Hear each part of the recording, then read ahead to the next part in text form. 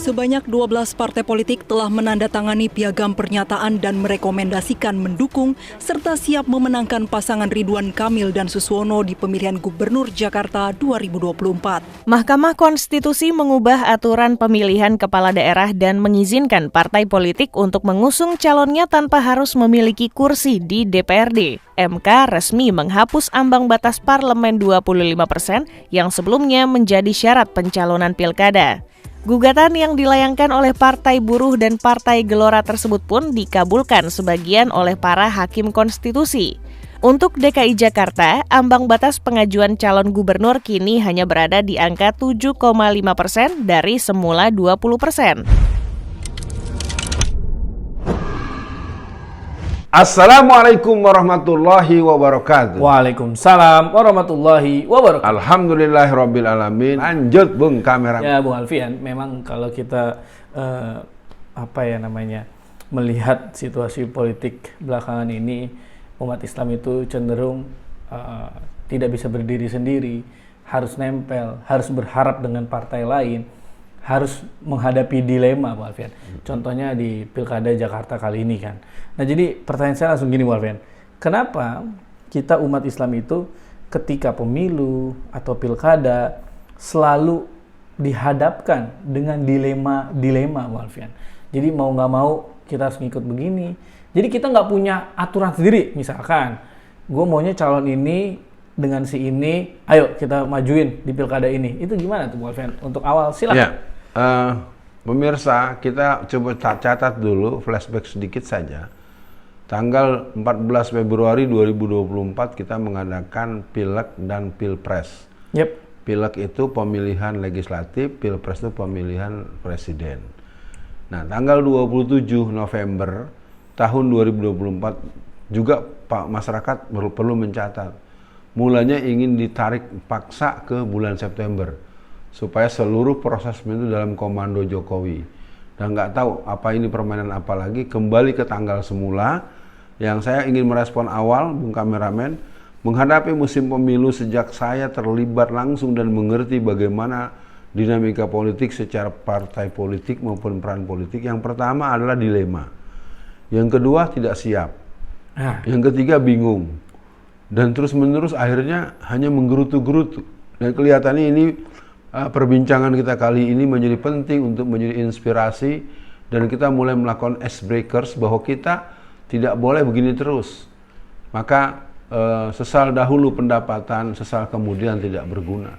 Sedia payung sebelum hujan, jangan ketika hujan kebasahan. Betul. Yang jelas pada perbincangan kali ini, diskusi singkat hari ini, pembacaan berita dalam konteks berita zamani, maka kepada Bung Kameramen dipersilahkan memulai dan meneruskannya. Ya, Bung Alfian, dilema, tidak siap, dan bingung.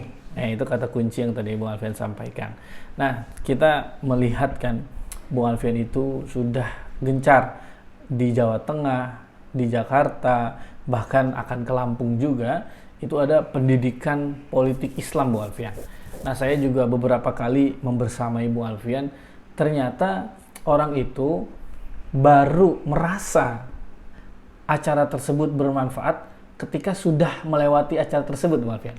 Jadi mungkin ada yang tidak jadi hadir, ada yang tidak mau hadir, ada yang sensi kalau menurut saya, atau dia masih underestimate, karena dia mungkin belum mengikuti acara tersebut. Nah, apa yang mungkin Bung Alfian bisa sampaikan ke kita, reaksi atau respon atau kalimat apa yang sering disampaikan oleh orang-orang yang ikut utuh, kan Bung Alfian selalu tepat waktu, sepenuh hati. Nah, itu apa Bung Alfian?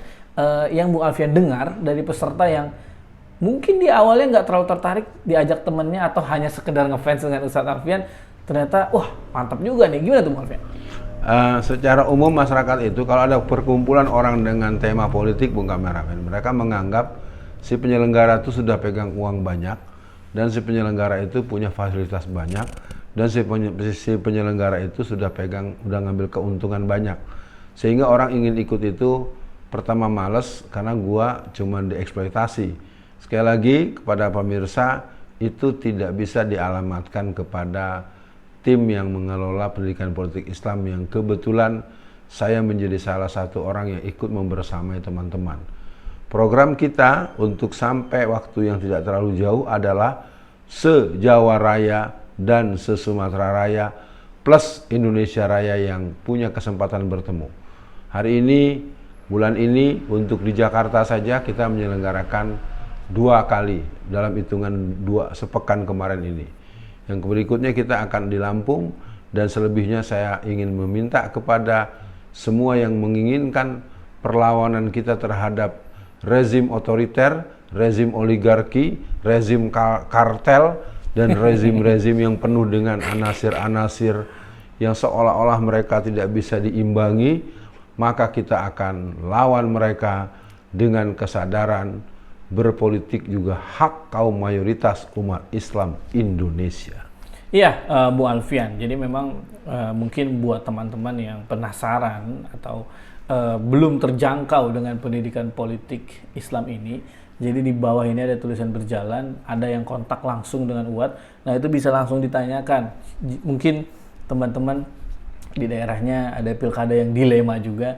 Jadi mudah-mudahan bisa dipersiapkan ya Bu Alfian. Yeah. Jadi bukan hanya untuk pilkada 2024 ini, juga untuk pilkada yang akan datang, pilpres yang akan datang, supaya ini bisa menjadi nasional. Karena menurut saya ketika umat Islam sudah tidak bingung lagi, sudah tidak dilema, dilema itu terakhir. Maksudnya udah nggak bingung lagi dan udah siap, insya Allah akan dijauhkan Bu Alfian dari dilema. Karena akan bisa menentukan sikapnya sendiri. Misal, kayak PKS hari ini, Bung Alfian. Dia, misalkan PKS dan P3, misalkan dalam kondisi yang benar gitu, Bung Alfian. Gue mau maju nih, Anies sama ini. Selesai. Nggak perlu nungguin Nasdem, nggak perlu nungguin PDIP, nggak perlu nungguin yang Kim nggak jelas gitu. Jadi mungkin, Bung Alfian. Nah, kan teman-teman ini kan yang menyimak video ini, bisa jadi kan ingin mendatangkan atau mengundang Ustadz Alfian Tanjung untuk mengisi di tempat mereka pendidikan politik Islam ini, Bu Alfian. Nah, mungkin apa yang perlu mereka persiapkan, atau apa minimal peserta misalkan gitu, Bu Alfian, atau ruangannya seperti bagaimana, atau prinsip-prinsip penting yang penting bisa berjalan. Ini gimana tuh, Bu Alfian? Ya, bagus sekali pertanyaan. Sebelum itu saya coba jelaskan dulu sedikit grade daripada pendidikan politik itu. Yang pertama, yang dalam waktu dekat kita memang akan masuk pada penyadaran kolektif tentang mobilisasi dan partisipasi, dan coba kita berikan dasar-dasar strategi pemenangan, bagaimana merancang kemenangan. Itu yang pertama. Betul Bung Kameramen, nanti setelah musim-musim pemilu ini selesai, kita akan melakukan pendidikan politik Islam lanjutan dan pendidikan politik Islam aplikatif atau pendidikan politik Islam tingkat advance. Dan semua itu akan kita lakukan dengan terencana. Menjawab pertanyaan tadi, untuk kegiatan-kegiatan pendidikan politik Islam, nanti di running text atau di nomor yang ada, saya akan memberikan nomor-nomor yang bisa dihubungi buat teman-teman yang di Jabodetabek, dan teman-teman yang ada di Jawa Tengah, dan teman-teman yang ada di Jawa Timur, teman-teman yang ada di Sumatera. Tapi nomor itu tidak tertulis di situ. Cuma dari situ saya akan menjawab kalau ke sana hubungi siapa.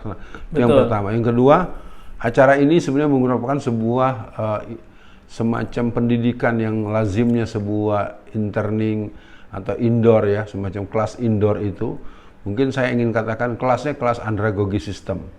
Jadi jumlah orang yang ada dalam ruangan itu ya maksimal 30-an sampai 50 orang dengan ketentuan dan syarat yang berlaku setelah nanti kita sepakati. Waktu pelaksanaannya cukup sekitar 8 sampai 10 jam efektif. Mantap. Dengan rumus tepat waktu, sepenuh hati. Dan syarat utamanya dia adalah seorang muslim.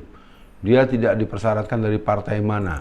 Diutamakan partai Islam dan partai yang berbasis Islam. Jadi jelas pesertanya adalah muslim, dia dari partai Islam berbasis Islam, atau di partai lain tapi dia berkarakter dan berjihad untuk politik Islam, izul Islam wal muslimin. Jadi Bung Kameramen, ini adalah sebuah perbincangan penting untuk diluaskan kepada masyarakat, sehingga kita jangan terus menyesali zaman, jangan terus menyalahkan kiri kanan, jangan terus mengeluh tak mungkin menang. Kemenangan itu adalah sebuah kepastian. Ketika kita telah mematuhi diri, Allah akan menolong kita. Dan saya memberikan garansi, bersama Allah tidak ada yang mustahil. Kalau itu sifatnya sangat manusiawi, sangat alami. Kalau mereka bisa, kita juga bisa. Betul. Orang seperti si Gibran jadi wapres, kita banyak calon-calon wapres yang lain lebih hebat dari Gibran. Kita punya orang-orang yang lebih mampu daripada si Kaisang. Kita tidak benci kepada kedua orang itu, tapi ini sebuah permainan yang tidak fair. Ya, orang lain dibuat tidak punya peluang dan tidak punya kesempatan, sementara dia dengan kualitas mungkin KW17 dia bisa menjadi, kita lakukan itu. Dan saya Alfian Tanjung ingin mengatakan cukup sudah kita mengalami pembodohan dan pendunguan. Betul. Maka Bung Kameramen, mungkin ada yang mau ditegaskan. Ya, Bung Alfian, memasuki akhir sesi kali ini, saya ulangi untuk teman-teman, untuk hal-hal pendidikan politik untuk di daerah masing-masing bisa menghubungi kontak di bawah ini, di kontak berjalan atau tulisan berjalan, karena saya pribadi sudah mengikuti beberapa pendidikan politik yang saya rasa, Bung Alfian, memang perlu ada kesadaran dari teman-teman. Ya, kadang-kadang tuh yang bagus itu emak-emak yang udah punya komplotan, Bu Alfian. Nah, semangatnya udah, berarti kan tinggal diisinya gitu kan, Bu Alfian. Jadi mungkin untuk akhir sesi kali ini, apa optimisme Bu Alfian ketika orang-orang akhirnya sudah mengikuti PPI dan akhirnya mereka sudah sadar, Bu Alfian. Karena kan orang tuh kadang-kadang mungkin ya bagi yang muda, ya gue mah nanti aja nungguin calonnya siapa aja, gue lihat siapa yang paling bagus, itu yang kita pilih. Nah, harusnya kan kita tidak mikir situ ya, Bu Alfian. Bukan langsung lompat ke situ. Kita mikirin gimana orang yang itu bisa yang sesuai dengan harapan kita dari awal sebelum dia dicalonin. Untuk closingnya silakan, Bu Alfian. Ya, ada 3 hal. Yang pertama agenda. Agenda terdekat adalah tanggal 18 lusa. Mungkin kalau nanti ini ditayangkan sudah lewat ya. Gimana Bung Kameramen mengolahnya nih ya. Jadi ini agenda terdekat itu di Lampung. Nah, agenda yang agak jauh sedikit nanti tanggal 25 Agustus di Magelang. Kelas besar itu sekitar 50 sampai 100 orang. Terus tanggal 23 agenda PPI ke-23 ini kelas lanjutan. Jadi kepada teman-teman dari Lampung, teman-teman dari Jakarta Pusat, teman-teman Jakarta Selatan, teman-teman Jakarta Barat, teman-teman dari seluruh DKI Jakarta, teman-teman Jawa Barat, teman-teman Banten yang pernah ikut, nanti untuk lanjutan itu kita selenggarakan tanggal 22 September tahun 2024. Keterangan bisa ditanyakan di nomor yang di running text itu. Yang terakhir atau yang kedua, optimisme saya menemukan betul kegiatan ini, subhanallah, Bung Kameramen dan pemirsa, mendapatkan respon yang sangat luar biasa dan peserta-pesertanya orang-orang yang luar biasa. Allah. Ada dosen dengan gelar doktoral, ada seorang pergerakan yang juga membawa teman-temannya, ada orang-orang yang sudah punya peran sebagai anggota DPRD segala macam yang mereka merasa berkepentingan untuk ikut itu.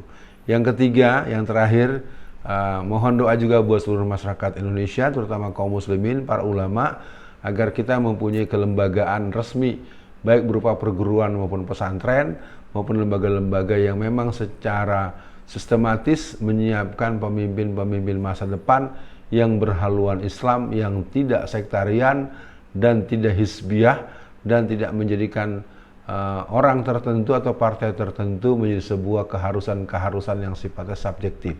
Kita keharusan-keharusan yang sifatnya tauhidi, yang sifatnya wahidatul ummah, dan poros utamanya adalah izul Islam wal muslimin.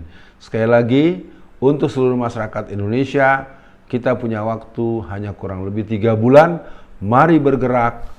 Silakan hubungi nomor kontak yang disampaikan oleh Bung Kameramen tadi. Assalamualaikum warahmatullahi wabarakatuh. Waalaikumsalam warahmatullahi wabarakatuh.